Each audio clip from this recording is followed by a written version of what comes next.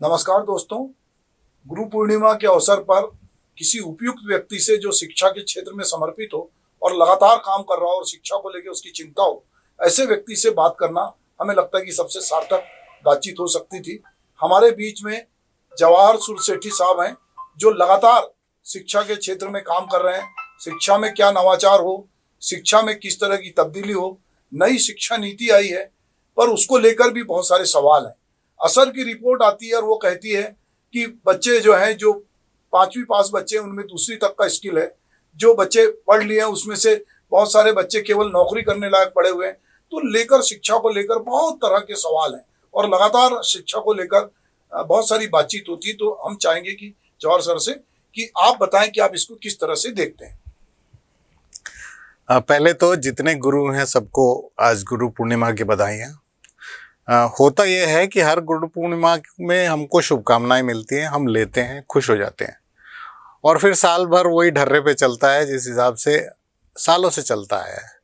तो इस बार गुरु पूर्णिमा में चूंकि ये सब बातें हो रही हैं कि असर की रिपोर्ट आ रही है और साल दर साल हम देखते हैं कि बहुत ज़्यादा इम्प्रूवमेंट नहीं दिख रहा है, तो शिक्षक के तौर पे क्या हमारी जवाबदारी नहीं बनती है, ये एक विचार है जिसकी वजह से हमने इंडियन एजुकेशन रिवॉल्यूशन या भारतीय शिक्षा क्रांति की शुरुआत आज से की है, जिसमें 1 लाख शिक्षक भारत भर में शिक्षा की गुणवत्ता और शिक्षा को किस तरह से प्रायोगिक और मज़ेदार बनाएं ताकि बच्चे उसको बेहतर तरीके से ग्रहण कर सकें। इस पे काम करना आज से शुरू करेंगे जी, तो क्या करेंगे वो लोग, किस तरह से काम करेंगे, किस तरह से चीजें होगी? एक उदाहरण के तौर पे कि जैसे जैक एंड जिल हम बच्चों को पढ़ा देते हैं जी, लेकिन उसके पीछे का क्या राज है कि हम बच्चों को वो पढ़ाते हैं, क्योंकि भारतीय परिवेश में न जैक रहता है न जिल रहता है। जी, तो हमने ब्रिटिश शिक्षा व्यवस्था को सीधा ले लिया और उसको अपने बच्चों पे प्रयोग कर दिया, इस वजह से ये हो रहा है। तो मेरा कहना है कि क्या भारतीयता हमारी शिक्षा में ला सकते हैं। दूसरा, इस शिक्षा व्यवस्था को किस तरह से प्रायोगिक बनाए ताकि बच्चे और जो उच्च शिक्षा में लोग हैं, वो युवा, उनको और बेहतर रोजगार के लायक या प्रौद्योगिकी के लायक बनाए। और तीसरा ये कि उस शिक्षा को रटने के अलावा किस तरह से मजेदार बनाए ताकि खेलते खेलते बच्चे सीख सके। खेल में शिक्षा की आप बात कर रहे हैं। मुझे लगता है कि मैं अभी पिछले दिनों अजीम प्रेमजी फाउंडेशन के साथ मैंने काफी काम किया थिएटर को लेकर। तो मुझे लगा कि उनकी वो जो शिक्षा में काम कर रहे हैं और उन्होंने एक मॉडल स्कूल धमतरी में बनाया है, वो कुछ इस तरह की चीजें डाल रहे हैं कि बच्चे कल्चर से भी जुड़े, आर्ट से भी जुड़े, खेलें भी और उनमें एक सर्वांगीण विकास हो। वो उस मॉडल को आप किस तरह से देखते हैं? बहुत अच्छा मॉडल है। मैं अजीम प्रेमजी फाउंडेशन से जुड़ा हुआ हूँ केंद्रीय स्तर पर। मेरा विचार है कि जो सबसे निम्न स्तर है या छोटे बच्चों की जो शिक्षा है, वहां से अगर सुधार करना शुरू करें। एक उदाहरण अगर लेते हैं, हम सवाल पूछ नहीं रहे हैं कि ए के बाद बी क्यों पढ़ाया जाता है या बी के बाद सी क्यों पढ़ा जाता है। ना माँ बाप के पास इसका कोई उत्तर है, ना टीचर के पास कोई उत्तर है। और मैं डिक्शनरी पे उस दिन रिसर्च कर रहा था तो मुझे पता चला बी के बाद ए वाले जितने शब्द हैं वो ज्यादा हैं ना कि ए के बाद बी वाले। जी, तो हम क्यों ना बी को ए से पहले पढ़ाएं। हाँ, या कौन से ऐसे शब्द हैं जिनको एक साथ पढ़ाएं। A to Z पढ़ाने का कोई औचित्य है क्या शुरुआत में ही? इस तरह के बहुत सारे शोध हो रहे हैं इस रिवॉल्यूशन के अंतर्गत। हम इसको आगे बढ़ाना चाहते हैं। अच्छा जवाहर साहब, एक बात बताइए कि छत्तीसगढ़ में आत्मानंद विद्यालय जो अंग्रेजी माध्यम की स्कूल है, उसका रुझान लगातार बढ़ रहा है। अभी मैं पिछले दिनों माननीय मुख्यमंत्री जी के साथ भेंट मुलाकात में बस्तर के सुदूर अंचल में गया। वो जहां भी उतर रहे हैं या जहां हम देख रहे हैं कि वहां पर लोग ये मांग कर रहे हैं कि आप आत्मानंद विद्यालय खोल दीजिए, आप अंग्रेजी माध्यम का विद्यालय खोल दीजिए, और सरकार लगातार उसको खोल रही है और सरकार उसको एक उपलब्धि के रूप में दे रही है। इसको आप किस तरह से देखते हैं? देखिए, आत्मानंद एक बहुत ही बेहतरीन प्रयोग है, यानी करना चाहिए, क्योंकि जो बच्चे गरीब हैं या सुदूर अंचल में हैं, उन बच्चों को क्यों ना अंग्रेजी माध्यम में पढ़ाया जाए, ये सोच में कोई खोट नहीं जी, इसमें सिर्फ यही है कि हम शिक्षा प्रणाली को किस तरह से अलग करते हैं, जिससे ठप हुई राज्य की शिक्षा व्यवस्था है उसमें सुधार कैसे आएगा, ये एक सोचने वाली बात है। दूसरा है कि प्राइवेट स्कूल जो हैं वो करीब करीब इस तरह की स्थिति में है कि वो जो फीस लेते हैं उसका कोई समझ ही नहीं है कि क्यों लेते हैं ये इतनी फीस। हाँ, उस लिहाज से कोई बच्चा जो कि उसको अफोर्ड नहीं कर सकता, अगर वो अंग्रेजी माध्यम में पढ़ना चाहता है तो आत्मानंद एक अच्छा विकल्प है। तो उस लिहाज से बहुत ही अच्छा प्रयोग है और आगे बढ़ना चाहिए इसको। मैं बहुत सारे अंग्रेजी स्कूल के विज्ञापन देखता हूँ तो वो बात करते हैं फैसिलिटी की, वो टीचर की गुणवत्ता की बात नहीं करते। वो कहते हैं हमारे एसी रूम है, हमारे यहाँ मैदान है, हमारे यहाँ ये है, हमारे यहाँ वो है, पर कोई ये नहीं कहता कि हमारे पास टीचर जो हैं वो एक्सीलेंस है, या उस तरह के टीचर की बात कोई नहीं करता। ये वजह है। इसकी वजह है अभिभावक जी। जब अभिभावक एडमिशन के लिए आता है तो कभी भी टीचर के बारे में सवाल नहीं पूछता। वो पूछता है आपके यहाँ लिफ्ट है क्या, आपके क्लास में एसी है क्या, हर क्लासरूम में टॉयलेट है क्या।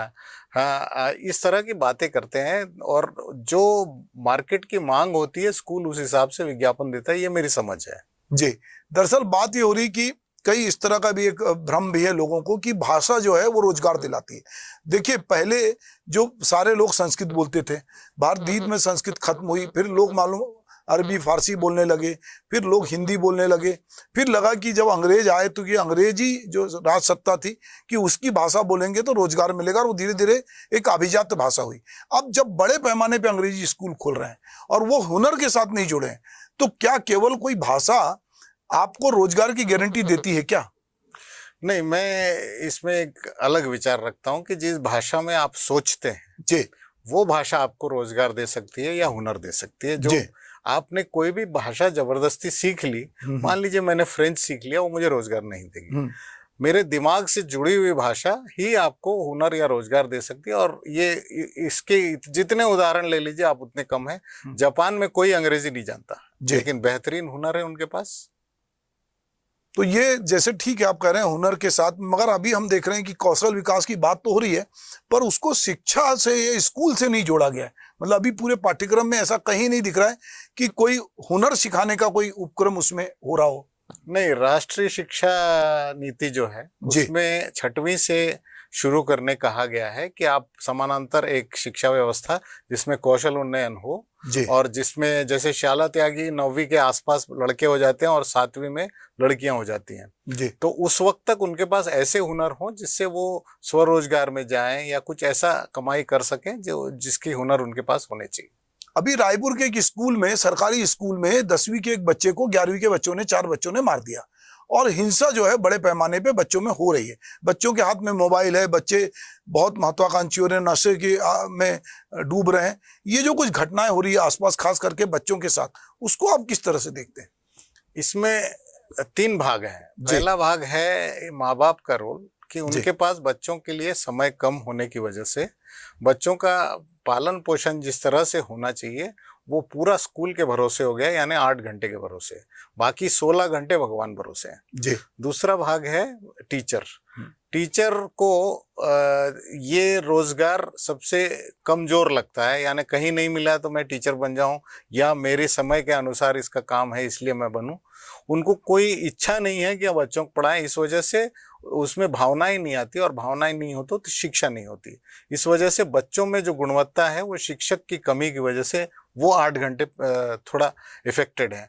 और तीसरा, बच्चा खुद जिसके 8 घंटे हैं वो मोबाइल और टीवी के लत में इतना डूब गया है कि उसकी 8 घंटे की नींद पूरी नहीं होती, जिसकी वजह से उसके दिमागी तौर पे वो डिस्टर्ब रहता है जब वो स्कूल में रहता है।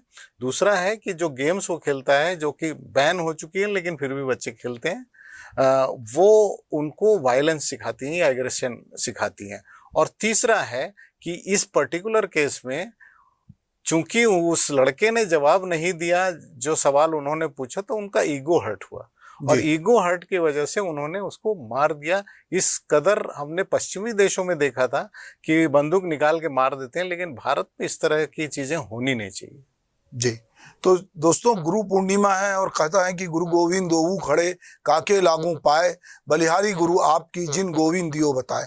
तो हम शिक्षकों की स्थिति को लेकर, खास करके गुरु पूर्णिमा के दिन, चलते चलते जवाहर साहब से पूछेंगे कि जो शिक्षा की गुणवत्ता की हम बात कर रहे हैं, शिक्षकों की बहुत सारी ट्रेनिंग हो रही है, पर जो शिक्षकों का जो भाव, जिस दोहे की बात मैंने की, वो भाव धीरे धीरे खत्म हो रहा है, उसको आप किस तरह से देखते हैं? उसको फिर वही 3 भागों में अगर बांट दें जी, तो माता पिता पहले कहते थे कि आप शिक्षक के सुपुर्द हो, उसने मारा पीटा जो भी किया आपको सिखाया, हाँ, तो वो सबसे बेहतर शिक्षक है जी। वो रिस्पेक्ट घर से निकल के शिक्षक तक पहुंचता था और बच्चा इसलिए आदी होता था शिक्षक की बात को सवाल नहीं खड़े करने का। आज घर में माँ बाप कहते हैं अरे उसको क्या पता है, हाँ, तो इस तरह के भाव बच्चों में आते घर से हैं। दूसरा है बच्चा खुद, चूंकि वो इस जनरेशन से जिसमें टेक्नोलॉजी इतना आगे है कि कई चीजें वो जानता है जो शिक्षक नहीं जानता है, और शिक्षक चूंकि उस जनरेशन से जब टेक्नोलॉजी इतना हावी नहीं था तो कई चीजें वो नहीं जानता है, और कोविड है तो उन्होंने कुछ चीजें सीख ली जैसे जूम कैसे चलाना, गूगल मीट, अदरवाइज वो भी वो कंफर्टेबल नहीं थे।